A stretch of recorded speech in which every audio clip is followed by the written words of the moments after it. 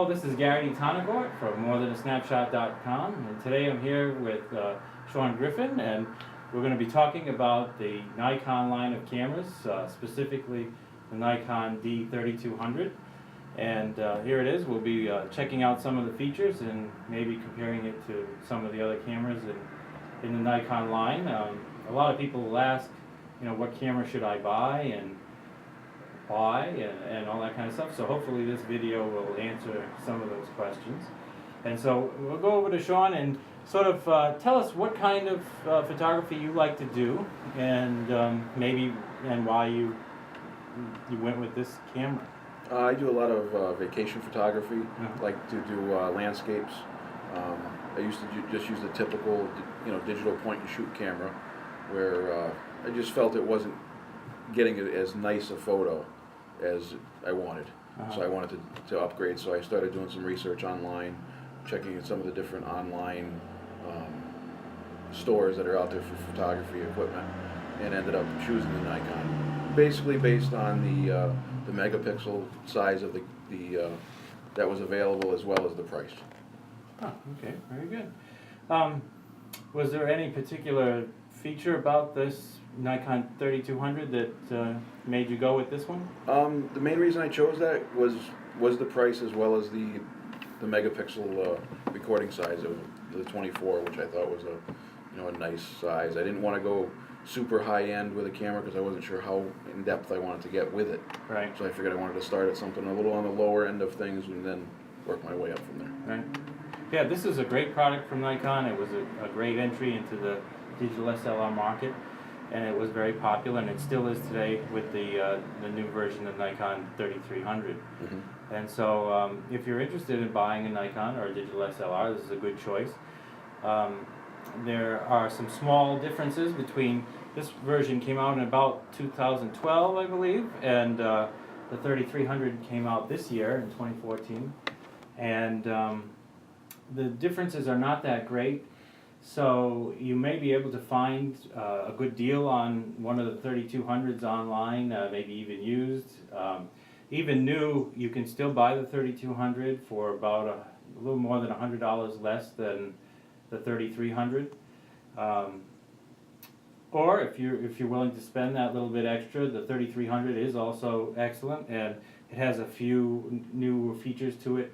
For example, it has shoots 5 frames per second instead of this one shoots 4 frames per second, and it shoots. Both of them shoot video 1080p, but this one will shoot at 60 frames per second, and the 3200 shoots 30 frames per second. So just some minor updates. The 3300 also does have the new XP4 processor, so it would be a little bit faster probably processing the files and stuff. But overall, either camera is excellent to get into the digital SLR market. And so we'll kind of talk about some of these functions and what it has. The other thing that's interesting about these cameras is they come in different colors. Yes. Was that option available when you bought it? That option was available. This camera came in either the red or the black. Ah, very good. Now I think they also have gray. Oh, they do? I think so. Oh, nice. But red or black is great. I think the red one's real cool looking also. So. And the other option, the way I bought this, I bought an actual refurbished camera. So you are able to save some money if you go that route as well. And it does come with a similar warranty from the place that you purchase it. Now, we'll look at some of the functions on the camera. The camera has buttons and dials and things like that. Looks like you have the kit lens, which is the 18 to 55, and it is a good all-around lens. It has a focal length that goes from f3.5 to 5.6, which means that when you are at 18 millimeters, you can open up your f-stop to 3.5, but as soon as you zoom in to 55 millimeters, you have an f5.6 lens, which is a little slower, sometimes a little tougher to shoot in darker conditions. So if you do ever want to upgrade your lens, the lens is the most important part of the camera. You might want to look for a lens that is like an f2.8 or an f4, okay. Solid f-stop that doesn't change when you zoom. But for most general shots, this lens is perfectly fine.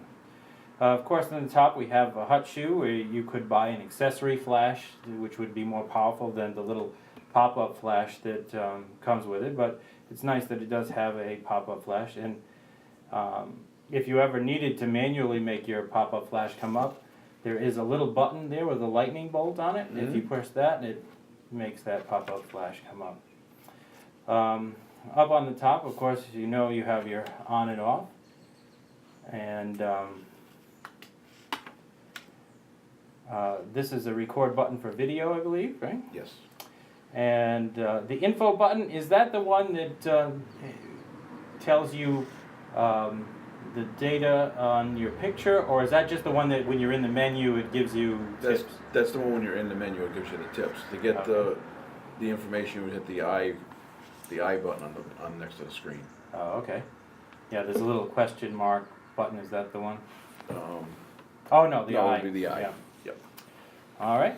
And then this little plus and minus button is your exposure compensation, and that's a very important button when you use aperture priority, shutter priority, or program mode. And so these functions here in this little bracket are some of your more manual shooting modes. So of course you really would like to learn to shoot in manual, but also any of these other aperture, shutter priority, or program are also, you know, pretty much just as good as shooting in manual. And then all this other stuff on the dial is all of your auto modes, and we're familiar with most of these things by now, I would imagine. The one problem with using the auto modes is the camera takes control over everything, and if the camera gets it wrong, you don't have many options of fixing it. That's why you should really learn to use some of these more manual modes. But if you're a complete beginner and you want to just make sure you get the shot and you're a little bit panicked to know what settings to put in, using any of the auto modes that are specific to what you need is a good idea. And really, when you're beginning to learn photography, you should use those auto modes because it really excuse me, it really allows you to concentrate on just getting the right composition and not worrying about all the technical parts of the camera. Exactly. You know? And when I first purchased the camera, that's what I did. Is I used it primarily in the auto mode, and then after taking several of your classes, I started using the aperture priority and some of the other more manual modes, and it really, you could tell a vast difference in the way the photos come out. Oh, good. Very good. Yeah, and so some of the common ones, the one that probably to me is the most useful is in the auto modes was that sports mode, because it changes a lot of how the camera functions as far as how the camera focuses and puts it in a drive mode where it takes multiple shots, and a lot of these things do good things for you. It's just that if the camera happens to get something wrong with the exposure, you can't make an adjustment. Right. Yeah. On this side, of course, we have, this takes SD cards, and this looks like you have a 16 gigabyte SD card, which is very good. And then on the back, we have a nice menu system, and the thing that is easy to use with this menu system is that a lot of your functions can be gotten to with this I menu. So when you hit that I, it opens up all of the bottom and side panel, and so of course you can go to things like white balance and ISO and how the camera will focus and the metering modes, and so you can reach a lot of the camera's functions right from there. Right. So that's very handy. The other thing they've done to try to really help you out is they put a little picture there of what your lens looks like when you're at different f-stops. So if you have a hard time remembering that f16 is a smaller hole and f2.8 or whatever is a bigger hole, that little picture is there to help you to remember that. It's a nice visual. Yeah. And of course it also, usually always on the left side, they show you the shutter speed first, which is this number, and then here we have the f-stop after it. And you can see where it's in manual mode. So this play button, of course, would be how we would get to see the pictures that we have recorded. The menu button, of course, takes us to where all of our menu settings are, and maybe later we could look at some of those menu settings. When you're playing a picture, if you want to zoom in, you have a zoom in and zoom out button. So you can zoom in quite close, and then you can use this little wheel over here to move around to different parts of the picture, so that way you can see if it's sharp or not, if you got it in focus. Mm-hmm. And then you can use the other button to zoom back out. So that's quite helpful. And then we already said the eye menu was that one. Do you tend to use this panel system a lot? I do. I use it a lot, especially when you're first initially setting up for specific shots you're going to be taking. Yeah, yeah. All right, and then on the side, it's got a lot of useful things here too. A mic button. So this would be, obviously, if you were going to do video, you could plug a mic into the side here to record better quality audio. This does have a built-in mic, and here it is. Okay. But it can sort of sound a little bit like you're in a tin can because it's just a tiny little mic here. So if you're really going to do a lot of video, that's why they give you this mic jack, so you could put a mic up in the hot shoe, you know. And then it's got an AV out, so you can run a cable to a television to look at your pictures on a TV or something like that. Mm-hmm. Or same reason possibly is it's got the HDMI out. So if you had an HD TV, you could use the HDMI cable to run it to the TV. Nice. Yeah. And then this last one is for a cable release or GPS. So if it's a cable release, Nikon has some wireless ones, so you don't necessarily have to plug it directly into the camera.